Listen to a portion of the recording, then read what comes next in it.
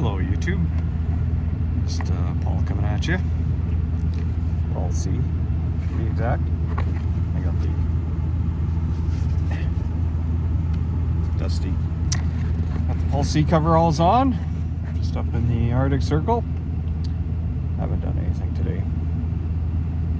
I thought I'd check in, make a video, maybe some hobby related content, but it's kind of funny, like, you look on Instagram, things have quote unquote slowed down. YouTube, you know, there's still people that are faithfully putting out videos, but it's kind of an interesting thought. It's like, you know, are things opening up, people losing interest, this new hotness coming around, as opposed to being stuck in your house and playing on eBay or ComC or any other number of places you can hang out and do stuff with sports cards. But I was watching the Insert Revolution podcast last night with Steve and Dave and forget the other two new guests, and as well as Brad and Uncle Vinny, and you know, they're talking about like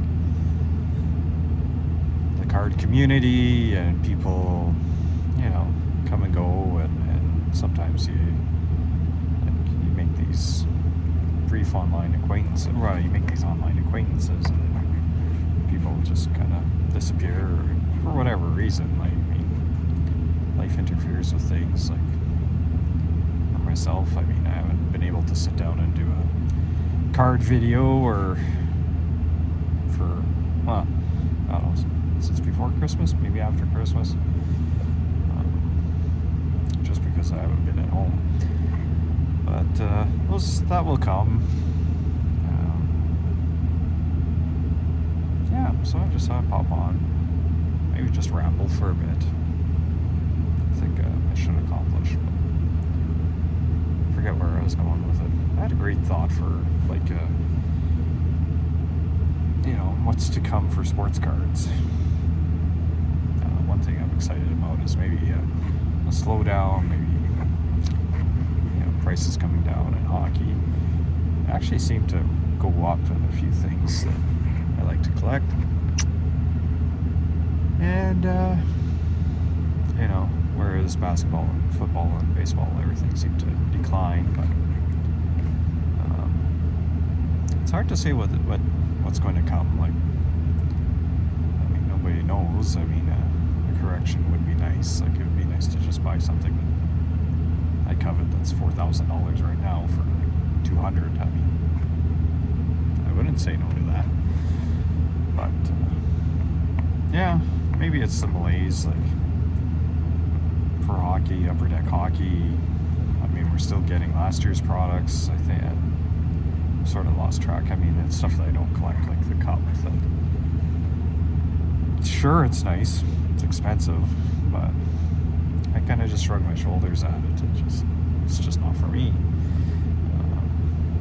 I don't know why I just have this aversion to jersey patches or whatever. Maybe it's the idea that there's fake patches, and so if you didn't see it get pulled, is that really gorgeous patch really a gorgeous patch? You know, like,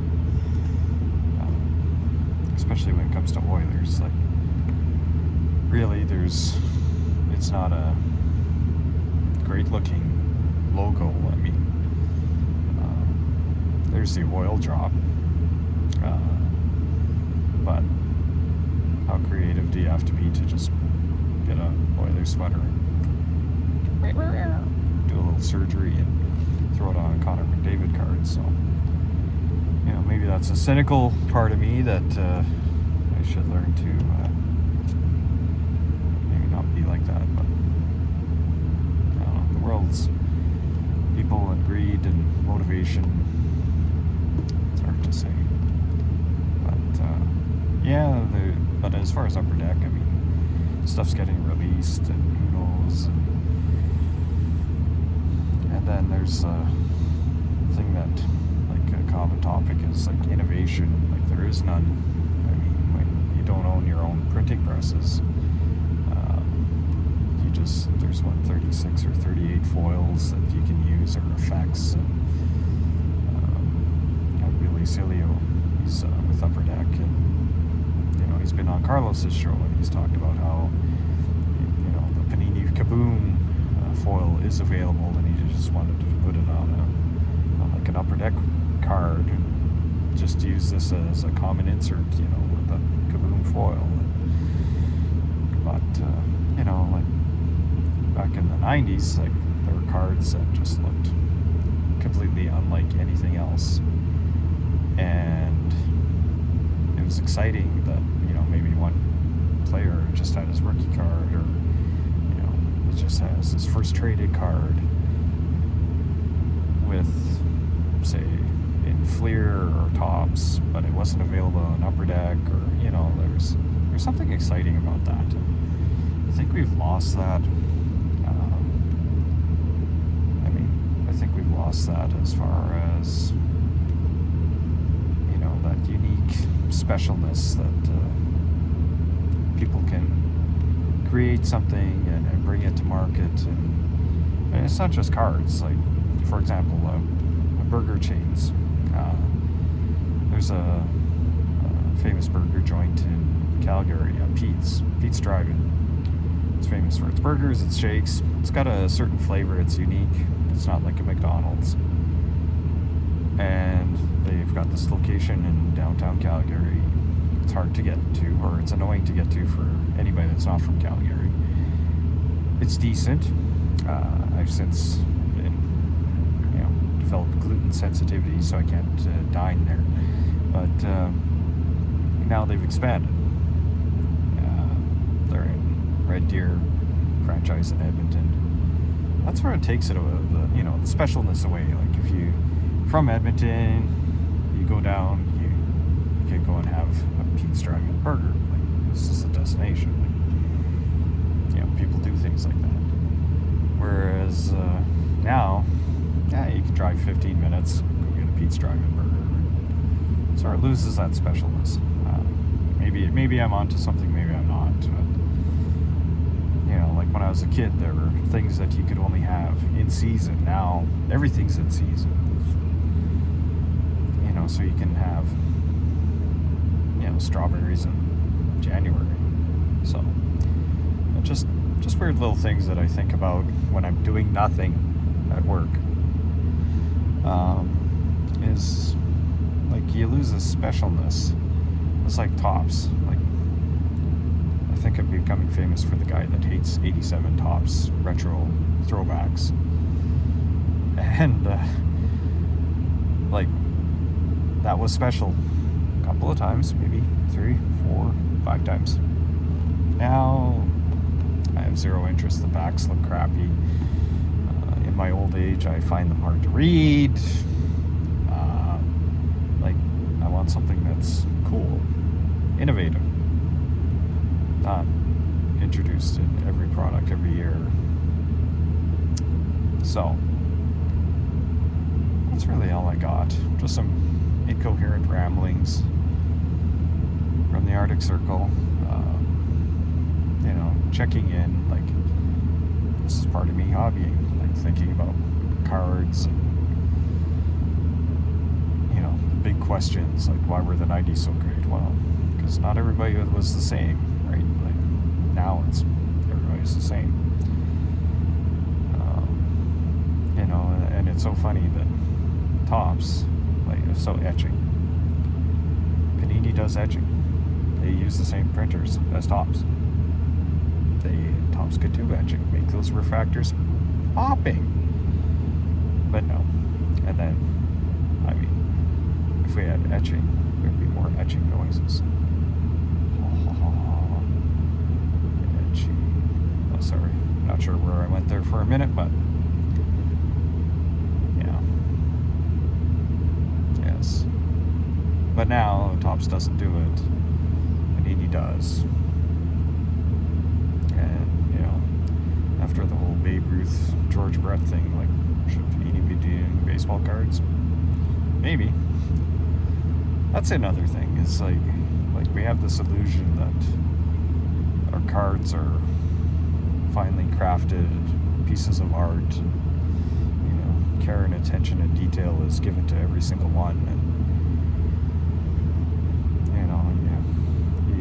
you sort of lose that idea when you see, for example, Wayne Gretzky, his Titan hockey stick cards, or Gretzky's stick memorabilia card.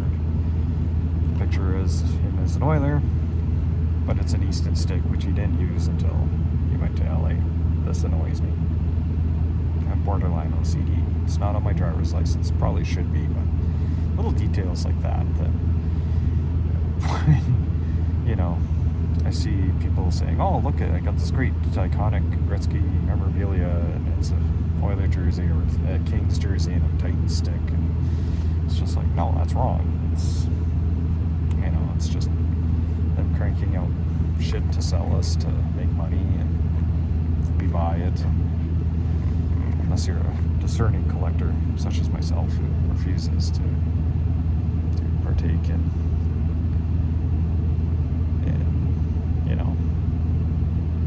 lazy, maybe not lazy, maybe just not appreciative of the history or whatever, but take a look at products like Dr. Price. Like, he puts out those stick cards. Like, he's a small one-man show, he does his own thing, cuts up pieces of stick, releases a couple sets a year maybe. Pretty innovative, but he's unlicensed, so you get cards with the player's name on it, maybe a stock photo that he paid for, or but there's no logo. So for somebody like me who appreciates those memories, but these memories were of the team, this player being on the team, as opposed to a generic or a nondescript stock photo, it kind of bugs me. There's some nice stuff out there, but whatever. So there you have it, some incoherent ramblings from Policy. And touch base, part of my hobbying, even though I'm not, showing off cards. I talk about cards. Yeah. My brain is turned to mush because all I've done is watch Netflix today. But as Ed Wesker Griff says, get amongst it, y'all.